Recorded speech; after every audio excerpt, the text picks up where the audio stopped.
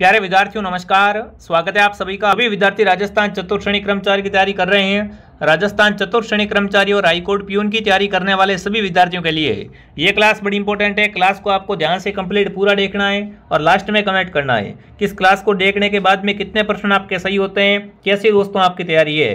ये क्लास आपके एग्जाम के लिए बहुत इंपॉर्टेंट रहेगी। इसमें राजस्थान जीके के तमाम क्वेश्चन, जो भी छोटे बड़े इंपॉर्टेंट क्वेश्चन दोस्तों हैं, सारे प्रश्न आपको मिलने वाले हैं। तो चलिए क्लास का शुभारंभ करते हैं। क्लास को ध्यान से पूरा जरूर देखना और लास्ट में कमेंट कर देना कितने प्रश्न आपके सही होते हैं, कैसी आपकी तैयारी है। तो क्लास का पहला ही प्रश्न आपके सामने पूछा है, जैसलमेर किस उपनाम से प्रसिद्ध है। कमेंट करेंगे दोस्तों, जैसलमेर का उपनाम क्या है। सूर्य नगरी, स्वर्ण नगरी, राजस्थान का गौरव, मरु नगरी। तो यहाँ पर आप सबका उत्तर रहेगा कि जैसलमेर को क्या कहते हैं दोस्तों, राजस्थान की स्वर्ण नगरी कहते हैं। जो भी ऑप्शन बी को सही कर रहा है, बी ऑप्शन आपका राइट है। सूर्य नगरी है वो जोधपुर है। राजस्थान का गौरव दोस्तों है चित्तौड़गढ़।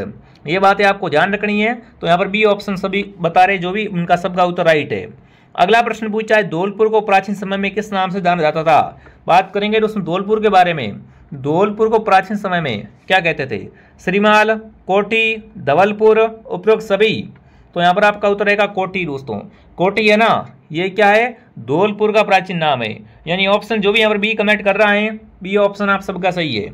अगला सवाल आपके सामने दोस्तों, वाल्मीकि ने राजस्थान के भूभाग को क्या नाम दिया। बहुत ईजी सा क्वेश्चन है, बेसिक क्वेश्चन दोस्तों आपसे पूछा है कि महर्षि वाल्मीकि ने राजस्थान के भूभाग को क्या नाम दिया था, मरुकांतार। ऑप्शन डी आप सबका सही है। अगला पूछा है, राजस्थान की किस प्रसिद्ध झील पर नटनी का चबूतरा निर्मित है।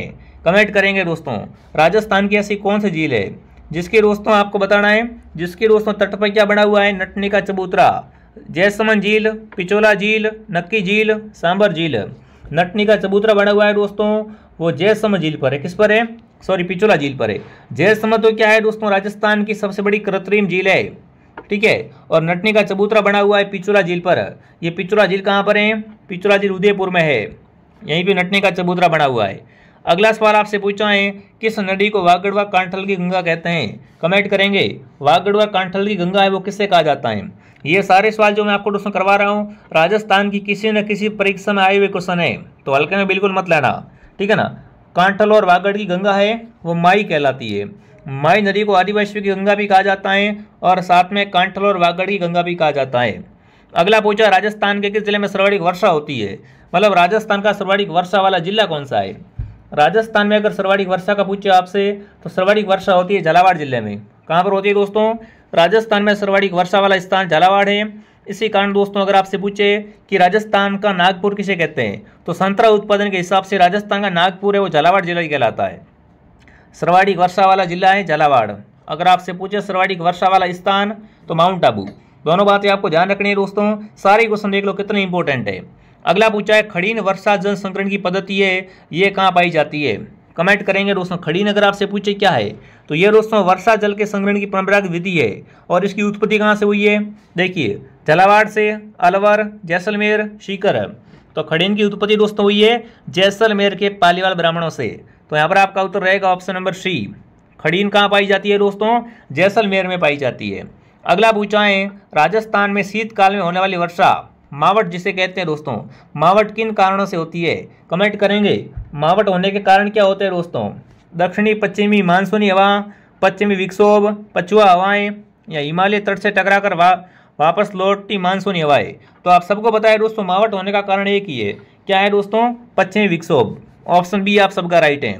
मावट क्या होती है, शीतकाल की वर्षा मावट कहलाती है। और मावट किन पवनों से होती है दोस्तों, ये होती है पश्चिमी विक्षोभ के कारण। अगला प्रश्न आपके सामने, राष्ट्रीय बीजीय मसाला अनुसंधान केंद्र कहाँ पर है।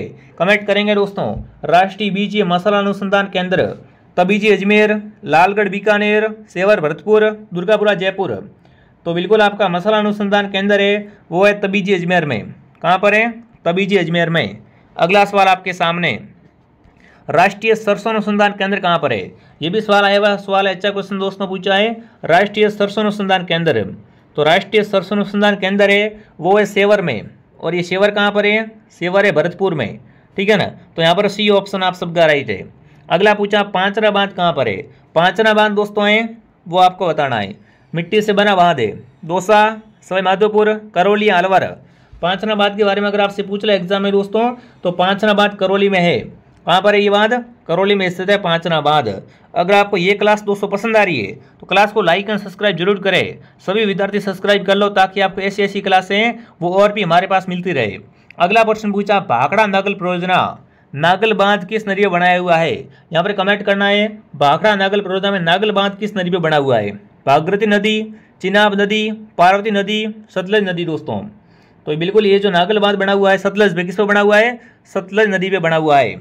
अगला प्रश्न आपके सामने, मेजा बांध कहाँ पर स्थित है? कमेंट करेंगे मेजा बांध भीलवाड़ा, बांसवाड़ा, अजमेर, उदयपुर। मेजा बांध दोस्तों हैं वो अपने भीलवाड़ा में। कहाँ पर है? मेजा बांध भीलवाड़ा में स्थित हैं। अगला पूछा, बनास नदी पे कौन सा बांध बना हुआ है? रामगढ़ बांध, मेजा बांध, बिसलपुर बांध, जवाई बांध।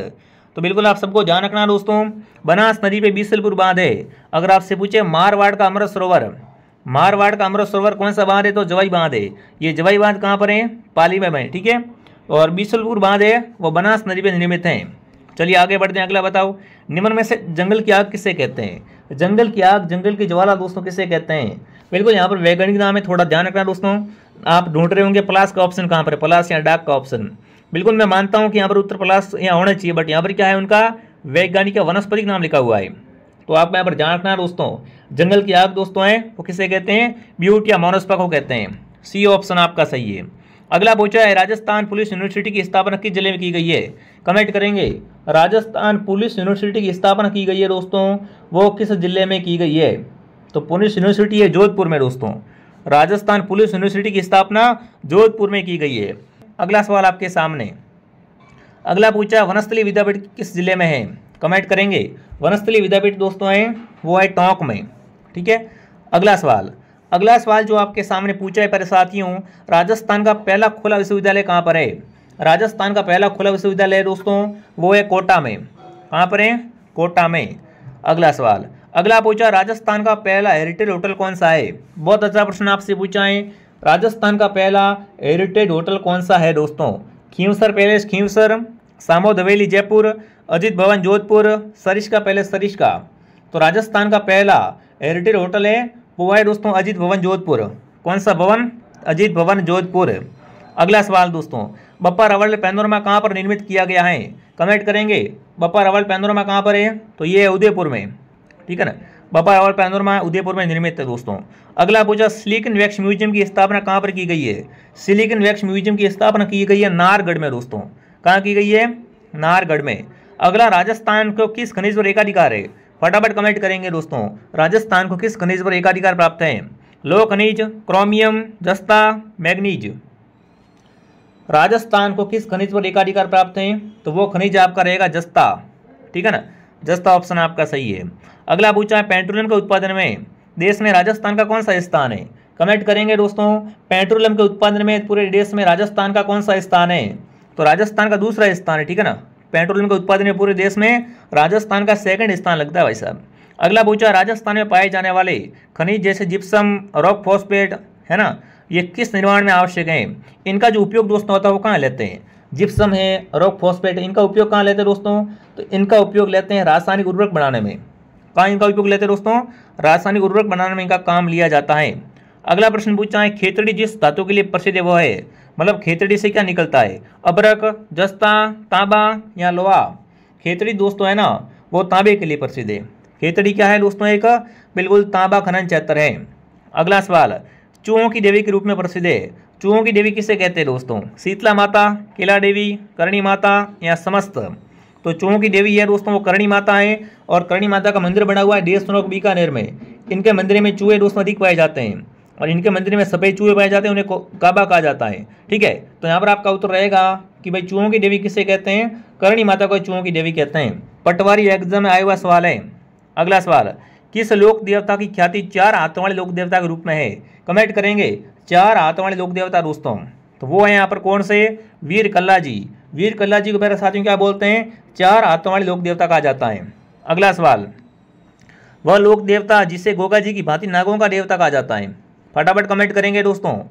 ऐसे लोक देवता जिन्हें गोगा जी की भांति क्या कहते हैं दोस्तों? नागों के देवता कहते हैं। तो वो अपने देवता कौन है दोस्तों? वो है तेजा जी। तेजा जी ऑप्शन आप सबका सही रहेगा। अगला प्रश्न आपके सामने दोस्तों, रामदेव जी के मंदिर में फहराने वाली ध्वजा को क्या कहते हैं? कमेंट करेंगे दोस्तों। रामदेव जी की जो पतंगी ध्वजा होती है ना, उसे क्या कहते हैं? पतंगी, नेजा, पताका, फरहरी। तो रामदेव जी की पतंगी ध्वजा होती है दोस्तों, उसे क्या कहते हैं? उसे नेजा कहते हैं। क्या कहते हैं दोस्तों? नेजा कहा जाता है। अगला है, सांबर में निम्न में से किस देवी का मंदिर बना हुआ है? सांबर झील में किस देवी का मंदिर दोस्तों है? तो सांबर में बिल्कुल शाकंभरी देवी का। सांबर में क्या बना हुआ है दोस्तों? शाकंभरी देवी का मंदिर बना हुआ है। अगला प्रश्न पूछा है, महर्षि दयानंद का स्वर्गवास निम्न में से कौन से स्थान में हुआ? कमेंट करेंगे दोस्तों। महर्षि दयानंद सरस्वती का स्वर्गवास हुआ था, वो किस स्थान पे हुआ था?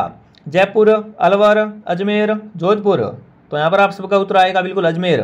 ठीक है ना। महर्षि दयानंद का स्वर्गवास कहाँ हुआ था? अजमेर में हुआ था।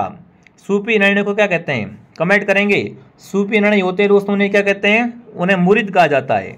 ठीक है, आगे बढ़ते दोस्तों। अगर वीडियो पसंद आ रही तो वीडियो को लाइक सब्सक्राइब बिल्कुल दोस्तों करके ही जाना। ठीक है। निम्नलिखित में से कौन सा सूफी मत का संप्रदाय नहीं है? सूफी मत का संप्रदाय देखिए दोस्तों, सैयदाना नहीं है, सिस्तिया है, सोहरावर्दी और कादियारी है। तो यहाँ पर आपका ऑप्शन रहेगा ए। अगला है, अजमेर के ख्वाजा मोइनुद्दीन चिश्ती का संबंध किस सिलसिले से है? ख्वाजा मोइनुद्दीन का संबंध किससे दोस्तों है? ख्वाजा मोइनुद्दीन का संबंध है चिश्ती सिलसिले से। किससे है? चिश्ती सिलसिले से। ठीक है। बेणेश्वर धाम कहाँ पर है? बेणेश्वर धाम को आदिवासियों का कुंभ कहा जाता है दोस्तों, है ना। ये मेला भरता है नवाटापुरा गांव डूंगरपुर में, सोम, मई और जाखम के संगम पे भरता है। कब भरता है? माघ पूर्णिमा को। इस मेले को आदिवासियों का कुंभ कहा जाता है। ठीक है। अगला सवाल, जाम्बोजी के 29 नियम का पालन करने वाले कहलाते हैं। जो भी जाम्बोजी के 29 नियम का पालन करते हैं दोस्तों, उन्हें क्या कहते हैं? उन्हें कहते हैं बिश्नोई। क्या कहा जाता है फिर साथियों? बिश्नोई कहा जाता है। अगला प्रश्न आपके सामने, खलकानी माता का मेला कहाँ भरता है? कमेंट करेंगे। खलकानी माता का मेला, है ना, लोनियावास, यहाँ दोस्तों मांगलियावास, बिलाड़ा में या ओशिया में। तो खलकानी माता का मेला भरता है लोनियावास में। कहाँ भरता है साथियों? लोनियावास में भरता है। जो भी विद्यार्थी ऑप्शन ए को सही कर रहा है, बहुत बढ़िया। शीतला माता का मेला भरता है। कमेंट करेंगे भाई साहब, शीतला माता का मेला कहाँ भरता है? तो शीतला माता का मुख्य मंदिर है चाकसू, जयपुर में। तो इनका मेला भी कहाँ भरता है? जयपुर में इनका मेला भरता है। अगला सवाल पूछा है, गर्मी के मौसम की समाप्ति और वर्षा के आगमन के समय में कौन सा त्यौहार आता है? जब गर्मी की समाप्ति हो जाती है दोस्तों और वर्षा का आगमन होता है, तब कौन सा दोस्तों त्यौहार आता है? तीज आती है। तब क्या आता है दोस्तों? तीज का त्यौहार आता है। तीज का त्यौहार मुख्य रूप से कहाँ मनाते हैं? तीज मुख्य रूप से कहाँ मनाते हैं अगर आपसे पूछे दोस्तों, तो जयपुर की तीज है, वो बहुत ही प्रसिद्ध है। ठीक है। अगला, किस मेले को आदिवासियों का कुंभ कहा जाता है? अभी मैंने थोड़ी देर पहले बताया था कि माघ पूर्णिमा को भरने वाला बेणेश्वर मेला दोस्तों, जो कि नवाटापुरा डूंगरपुर में भरता है, इस मेले को क्या बोलते हैं? आदिवासियों का कुंभ कहा जाता है। ठीक है। अगला है, बल्ले आभूषण कहाँ पहनते हैं? बल्ले आभूषण कहाँ पहनते हैं? सिर पर, कान में, नाक में, हाथों में दोस्तों। तो बल्ले आभूषण हाथों में कहाँ पहनते हैं? हाथों में पहना जाता है। अगला पूछा है, कंठी आभूषण कहाँ पहनते हैं? कान में, सिर पर, गले में, हाथ में दोस्तों। कंठी है, तिमणियाँ हैं, ये सारे के सारे क्या है दोस्तों? महिलाओं के गले के आभूषण हैं। तो यहाँ पर आपका उत्तर रहेगा गले में। अगला सवाल, सत्य प्रथा पर प्रतिबंध लगाने वाली पहली राजपूत रियासत कौन सी थी दोस्तों? बताओ, सत्य प्रथा पर सबसे पहले रोक कहाँ लगी थी? जोधपुर, बूंदी, कोटा, जयपुर। सती प्रथा पर प्रतिबंध लगाने वाली प्रथम राजपूत रियासत थी दोस्तों बूंदी। कौन सी थी? बूंदी। अगला सवाल, अगला प्रश्न पूछा, मारवाड़ में दामनी क्या है? ओढ़नी का प्रकार, कलात्मक जूतियां, राजस्व कर, सिंचाई का औजार। तो मारवाड़ में दामनी है वो क्या है दोस्तों? एक प्रकार की ओढ़नी का प्रकार है। ठीक है। लहरिया स्त्रियों द्वारा किस मास में ओढ़ा जाता है? लहरिया ओढ़ना होता है दोस्तों, और यह महिलाओं के द्वारा किस मास में ओढ़ा जाता है? श्रावण में ओढ़ा जाता है। सी ऑप्शन आपका राइट है। तगड़ी क्या है? आभूषण है, वस्त्र, वाद्यंत्र, लकड़ी का खिलौना।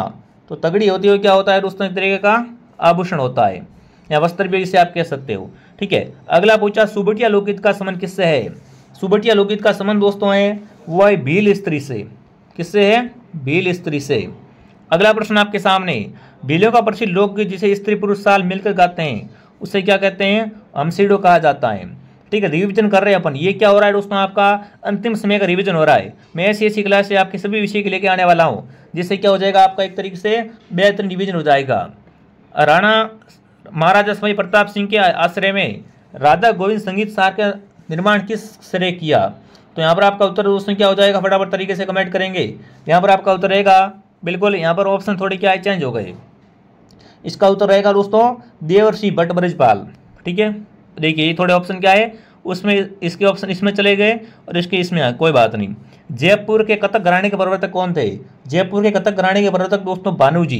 कौन थे? भानु जी। चलिए आगे बढ़ते हैं। मोहन वीणा के निर्माता कौन है? कमेंट करेंगे। मोहन वीणा के निर्माता दोस्तों हैं वो है आपके पंडित विश्व मोहन भट्ट। ठीक है। अगला पूछा है संगीत रत्नाकर के रचनाकार है। संगीत रत्नाकर के रचनाकार दोस्तों हैं वो अपने हैं सारंगधर। कौन है? सारंगधर। रिवीजन इसी तरीके से किया जाता है मेरे साथियों। रागमाला का प्रसिद्ध चित्रकार डालू राजपूताना की किस शैली के संबंधित हैं दोस्तों? डालू का संबंध किससे है? डालू का संबंध दोस्तों किस चित्रशैली से है ये आपको बताना है। तो डालू का संबंध है कोटा चित्रशैली। किससे है? कोटा चित्रशैली से। अगला है राजपूत चित्रकला की किस शैली में निहाल चंद का संबंध है? निहाल चंद का संबंध किससे है दोस्तों? है किशनगढ़, हाड़ौती, ढूंढाड़, मारवाड़। तो किशनगढ़ का संबंध बिल्कुल आपको ध्यान रखना दोस्तों, है ना। निहाल चंद का संबंध है किशनगढ़ चित्रशैली से। निहाल चंद बड़ी ठंडी का पेंटर था। पशु पक्षियों को महत्व देने वाली चित्रशैली दोस्तों, पशु पक्षियों को महत्व दिया गया है वो दिया गया किशनगढ़ चित्रशैली में। किसमें? किशनगढ़, बिल्कुल पशु पक्षियों का पूछा, सॉरी। तो पशु पक्षियों को महत्व बूंदी में दिया गया। कहाँ पर दोस्तों? बूंदी में दिया गया है। किशनगढ़ चित्रशैली में बनी ठंडी वगैरह है। ठीक है, तो ऑप्शन बी आपका राइट है। अगला प्रश्न आपसे पूछा है चावंड की चित्रकला किसके शासनकाल में प्रारंभ हुई? चावंड शैली की चित्रकला दोस्तों है वो महाराणा प्रताप के शासनकाल में स्टार्ट हुई थी। अगला सवाल, ऊंट की खाल पर चित्रांकन किस शैली की विशेषता है? ऊंट की खाल पर चित्रांकन करते हैं ना वो बीकानेर शैली की विशेषता है। ठीक है। राजस्थान में किस किले पर सबसे अधिक आक्रमण हुआ? सबसे अधिक बार आक्रमण दोस्तों हुआ है वो किला कौन सा है? ऐसा किला जिसपे अधिक बार आक्रमण हुआ तारागढ़ का अजमेर किला, है ना। तारागढ़ किला अजमेर दोस्तों है इस पे अधिक आक्रमण हुआ है। निम्न में से कौन सा मंदिर चित्तौड़गढ़ दुर्ग में नहीं है? चित्तौड़गढ़ दुर्ग में शीला देवी का मंदिर नहीं है, बाकी सब मंदिर बने हुए हैं। ठीक है। तो ये अपने 60 इंपॉर्टेंट क्वेश्चन रिवीजन वाली क्लास थी दोस्तों। अगर आपको ये क्लास पसंद है तो क्लास को लाइक एंड सब्सक्राइब करें और एक तरह से कमेंट करें ये क्लास दोस्तों आपको कैसे लगी। जय हिंद, जय भारत।